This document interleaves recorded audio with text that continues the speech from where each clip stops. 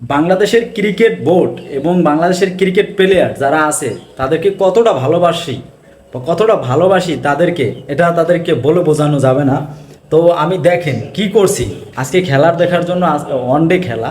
তো আমি এই জায়গায় প্রজেক্টর লাগাইছি একা একা খেলাকে ভালো, বাংলাদেশ ক্রিকেট খেলাকে ভালোবাসি, ঠিক আছে। এদিকে দেখেন, এদিকে কিন্তু ল্যাপটপে খেলা চলতে আছে, আমি চাইলে আমার মোবাইল দিয়েও খেলা দেখতে পারি।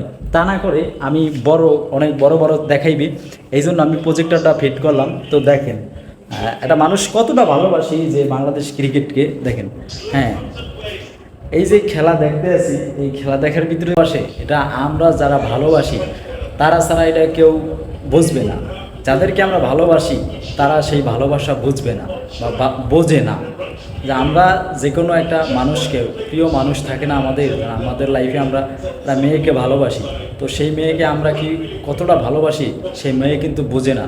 তো সেরকমের বাংলাদেশ ক্রিকেট বোর্ড মানে বাংলাদেশের ক্রিকেট প্লেয়ার যারা আছে তাদেরকে আমরা কতটা ভালোবাসি এটা তাদেরকে আমরা বলে বুঝাইতে পারবো না, এতটা ভালোবাসি।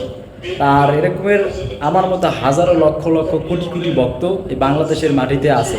যে আমি একা দেখেন একটা প্রজেক্টর লাগাইছি, ল্যাপটপ আছে, হাতে মোবাইল আছে, চাইলে আমি কিন্তু মোবাইলে দেখতে পারি।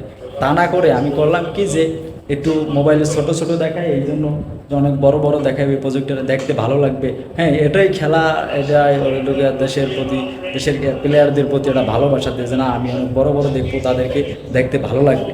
এই ভালো লাগার কাজটা সবার ভিতরে কাজ করে না।